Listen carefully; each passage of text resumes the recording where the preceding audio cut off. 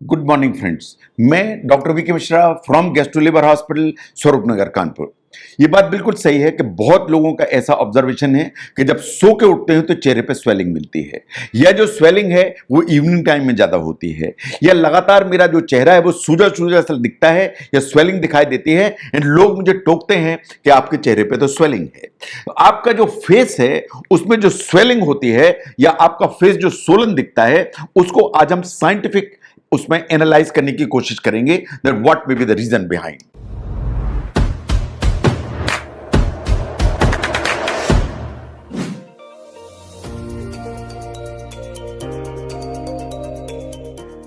Number one is the food allergy. ये बात सही है कि बहुत सारे फूड्स ऐसे हैं जिसके चलते अगर आपको एलर्जी है तो वास्तव में एलर्जी ट्रिगर होती है। अगर ट्रिगर होगी तो आपके फेस, आईज और लिप्स तीनों में आपको स्वेलिंग दिखाई देगी। इनफैक्ट कभी कभी ये जो स्वेलिंग है वो आपकी टंग या मुंह के अंदर भी आ जाती है। जो मोस्ट कॉमन चीजें जिसके चलते एलर्जी देखी गई है वो है फिश या जो सी फूड होता है वो आइटम्स, कभी नट्स के चलते होती है, इन कभी कभी किन्हीं लोगों को डेयरी प्रोडक्ट से भी एलर्जी होती है। But the fish and the seafood they are the most common reason. जब भी इस तरह की एलर्जी होगी तो स्वेलिंग के अलावा खुजली हमेशा एक डोमिनेंट फीचर होगा। इस चीज को आपको रियलाइज करने की जरूरत है। The next one is the angioedema. जैसा आपको फोटोग्राफ में दिखाई दे रहा है इस तरह की जो स्वेलिंग है वो आउट ऑफ सडन आ जाती है विद इन मिनट्स। जो एंजियोइडिमा है वास्तव में ये एलर्जिक रिएक्शन है। ये बहुत सारी चीजों के चलते हो सकता है।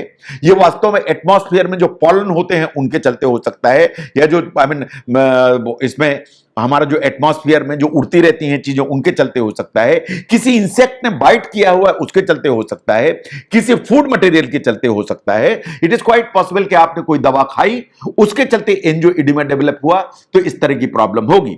The next one is the bug bite और द स्टिंग, या हमारे देश में जैसे जो मधुमक्खियां हैं या जो बर्र हैं उनके चलते ये सबसे ज्यादा प्रॉब्लम होती है। तो bees, wasp, spiders they are the main culprits. ये जहां भी इस तरह का जो ना प्रॉब्लम करते हैं तो एक इन्फ्लेमेशन डेवलप होगा, स्किन का इरिटेशन होगा, इन वास्तव में एक स्वेलिंग आ जाएगी। तो अगर फेस पे उन्होंने किया तो आपका जो चेहरा है वो सूजा हुआ दिखाई देगा। अगर इस तरह की प्रॉब्लम है, मधुमक्खी ने काटा तो इचिंग भी होगी, स्वेलिंग भी आएगी, पेन भी आएगा। लेकिन कभी कभी इसके चलते कुछ लोगों को एलर्जिक रिएक्शन इतना सीवियर हो जाता है कि एनाफिलेक्सिस होने की संभावना बढ़ जाती है। The next one is the sunburn. जिन लोगों को सनबर्न की प्रॉब्लम है तो ये बहुत ज्यादा टाइम नहीं लेता है। अगर आप डायरेक्टली सन के लिए एक्सपोज्ड हैं जस्ट फॉर 15 मिनट्स, अगर 15 मिनट के लिए भी आप सन में एक्सपोज्ड हैं तो आपके चेहरे पे इस तरह की स्वेलिंग आ जाएगी जिसमें रेडनेस भी होगी, स्वेलिंग भी होगी और ये इचिंग भी इसमें चालू हो जाएगी। इसके साथ ही आपको हेडेक, डिजीनेस, नौशिया ये सभी सिम्टम्स आ जाएंगे। तो जो सनबर्न है is a very very common observation जिसके चलते फेस पे इस तरह की स्वेलिंग दिखती है। ऐसे ही एक कॉन्टैक्ट डर्मेटाइटिस होती है। अगर कॉन्टैक्ट डर्मेटाइटिस है तो भी आपको इस तरह की खुजली, स्वेलिंग वो दिखाई देगी। कॉन्टैक्ट डर्मेटाइटिस किस चीज से होती है?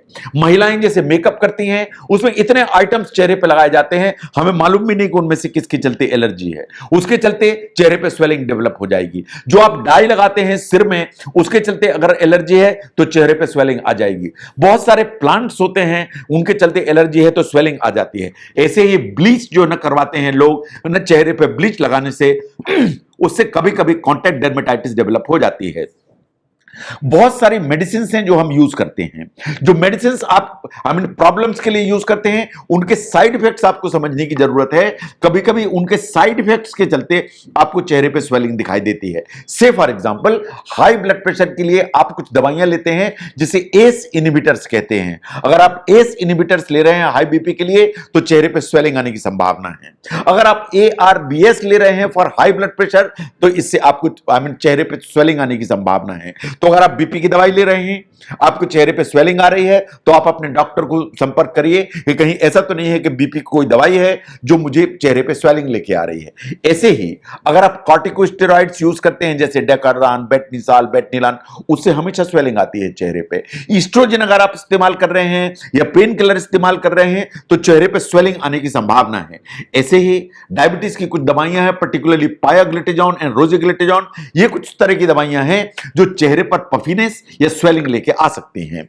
जो ड्रग एलर्जीज हैं जैसा मैंने पहले भी बात की, एक बार फिर से आपको समझने की जरूरत है कि जो ड्रग की एलर्जी है इज वेरी कॉमन रीजन जिसके चलते इस तरह की स्वेलिंग आती है। जो ड्रग सबसे ज्यादा कल्प्रिट मानी जाती है, पहले पेनिसिलिन जो बहुत कॉमनली यूज होती थी, जो पेन किलर पर्टिकुलरली एस्पिरिन जो हम यूज करते हैं उसका ये साइड इफेक्ट है। बहुत सारी जो मिर्गी की दवाइयां या एंटी सीजर मेडिसिन हैं उनके चलते ये प्रॉब्लम होती है। In for that matter even chemotherapy की या कैंसर की जो दवाइयां हैं उनके चलते भी इस तरह की प्रॉब्लम होती है। तो अगर आप कोई दवाई ले रहे हैं, चेहरे पर स्वेलिंग आ रही है, तो वास्तव में आपको अपने डॉक्टर से बात करने की जरूरत है। Now look at the next one which is sinusitis. हमारी जो चेहरा है इसके अंदर जो कुछ वॉइस बॉक्स के ऊपर कुछ होते हैं एरियाज, इन्हें साइनस कहते हैं। जो साइनस में जो इंफेक्शन है होता तो कॉमन कोल्ड से ही स्टार्ट है। ये जो कॉमन कोल्ड है वो वास्तव में बैक्टीरिया इन वायरसेस के लिए रास्ता बना देता है हमारे जो है ना साइनसेस हैं उसमें जाने के लिए। जो साइनस है वो ब्लॉक हो जाते हैं, नोज आपकी स्टफी हो जाती है, ये बिल्कुल कॉमन सिम्टोमेटोलॉजी है। अगर आपको क्रोनिक साइनसाइटिस है या आपको एक्यूट साइनसाइटिस है तो वास्तव में आपका जो फेस है वो सोलन होगा और पफी दिखाई देगा। तो अगर पफीनेस फेस है और साथ में आपको नाक भी बंद है और दूसरे सिम्टम्स हैं रेस्पिरेटरी, तो साइनसाइटिस पे आपको ध्यान देने की जरूरत है। The next one is the cellulitis, जैसा आपको फोटोग्राफ में दिखाई दे रहा है। ये बैक्टीरियल इंफेक्शन है, इसमें चेहरे पे आपको स्वेलिंग आती है। छोटे बच्चों में इस तरह के इंफेक्शंस हो जाते हैं जो सेलुलाइटिस जैसे होते हैं, उन्हें इम्पेटाइगो कहा जाता है। जब भी इस तरह का इंफेक्शन होगा तो चेहरे पे स्वेलिंग आएगी, इसके साथ फीवर भी आएगा और ठंडी दे के फीवर आएगा। ये एडल्ट्स में भी होता है बट ये बच्चों में ज्यादा कॉमन होता है। Now there is a problem which is known as Cushing syndrome. जो कुशिंग सिंड्रोम है वो एड्रिनल ग्लैंड के चलते होता है। जो एड्रिनल ग्लैंड है उसका काम है कि कॉर्टिकोस्टेरॉइड को बनाए। अगर एड्रिनल ग्लैंड में कुछ प्रॉब्लम है तो जो कॉर्टिकोस्टेरॉइड है वो ज्यादा बनेंगे। अगर कॉर्टिकोस्टेरॉइड ज्यादा बनेंगे तो बॉडी में स्वेलिंग आएगी, पर्टिकुलरली चेहरे पर, बेली पर और नेक पर। ये तीन एरियाज हैं जहां फैट सबसे ज्यादा डिपॉजिट होगा और चेहरे पे ऐसा डिपॉजिट होगा कि आपका जो चेहरा है वो बिल्कुल मून फेसिस हो जाएगा।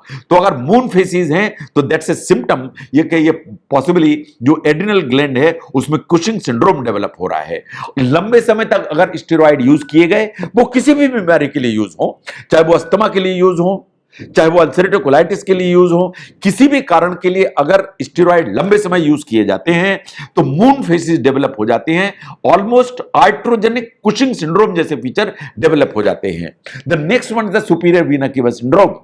जो हमारा जो फेस है, हमारी नेक है, हेड है, यहां से जो खून है इसको लेके एक खून की नस चलती है जिसे सुपीरियर वीना केवा कहते हैं।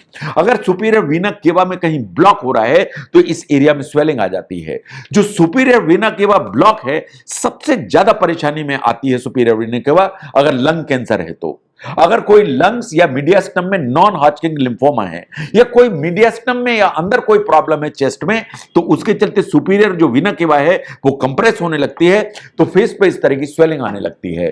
तो जो सुपीरियर वीना केवा है वो वास्तव में उस तरह की प्रॉब्लम क्रिएट करती है कि पूरे फेस पे स्वेलिंग आती है। आपको डॉक्टर से कंसल्ट करने की जरूरत है। नाउ कभी कभी जो चेहरे पे स्वेलिंग है या पफीनेस है वो प्रेगनेंसी में आ जाती है। तो अगर प्रेगनेंसी में आई, जो 20 वीक्स की प्रेगनेंसी के आसपास आई और अचानक आ गई, जिसके चलते चेहरे पे भी स्वेलिंग हुई, हाथों पैरों में भी स्वेलिंग हुई, इसके साथ में उल्टी भी हो रही, सिर में दर्द भी हो रहा है, सांस में भी हल्की सी दिक्कत हो रही, तो आपको बहुत सतर्क होने की जरूरत है। ये वास्तव में सीरियस प्रॉब्लम है। ये प्री एक्लिम्सिया के फीचर्स हैं। इन प्री एक्लिम्सिया इन प्रेगनेंसी बहुत सीरियस प्रॉब्लम मानी जाती है। तो अगर प्रेगनेंसी है, इन फेस पे स्वेलिंग आ रही है, तो उसको सीरियसली समझने की जरूरत है और आप अपने जो गायनिकोलॉजिस्ट है उससे कंसल्ट करने की जरूरत है। Now look at the kidney problems. The kidney problems are the most common reason जिसके चलते पफीनेस फेस आती है। यूरिनरी ट्रैक्ट इन्फेक्शन, चाहे वो यूरिथ्रा में हो, चाहे यूरिनरी ब्लैडर में हो, चाहे वो यूरेटर में हो, चाहे वो किडनी में हो। अगर यूरिन के ट्रैक्ट का इन्फेक्शन है तो पफीनेस फेस आके रहेगी, नंबर 1। अगर किडनी के अंदर इन्फेक्शन है जैसे पाइलोनेफ्राइटिस है तो चेहरे पे स्वेलिंग आएगी। अगर नेफ्रोटिक सिंड्रोम है जिसमें कि यूरिन में एल्ब्यूमिन लीक करता चला जाता है, प्रोटीन लीक करता चला जाता है, तो अगर नेफ्रोटिक सिंड्रोम है तो चेहरे पे स्वेलिंग आएगी या पफीनेस आएगी। ऐसे ही जो छोटे बच्चे हैं उनको ग्लोमेरुलोनेफ्राइटिस डेवलप हो जाती है, उसमें भी चेहरे पे स्वेलिंग आती है। तो जो किडनी प्रॉब्लम्स हैं they are the very very common problems जो चेहरे के ऊपर स्वेलिंग लेके चलती हैं। तो जहां तक पफीनेस का सवाल है या जो चेहरे पे स्वेलिंग का सवाल है, ये हमेशा किसी ना किसी प्रॉब्लम का संकेत है, ये हमेशा किसी ना किसी इलनेस का संकेत है। तो अगर पफीनेस फेस है या फेस पर स्वेलिंग आ रही है तो वास्तव में आपको अपने डॉक्टर से कंसल्ट करने की जरूरत है, क्योंकि ये किसी ना किसी इस तरह की प्रॉब्लम का संकेत है जो ट्रीटमेंट मांगती है। अगर आप समझते हैं कि फेस की स्वेलिंग को साइंटिफिकली समझने में ये वीडियो हेल्प करता है तो जरूर शेयर करें। मैं doctor VK Mishra from gastro liver hospital, Swaroopnagar, Kanpur. Thank you very much.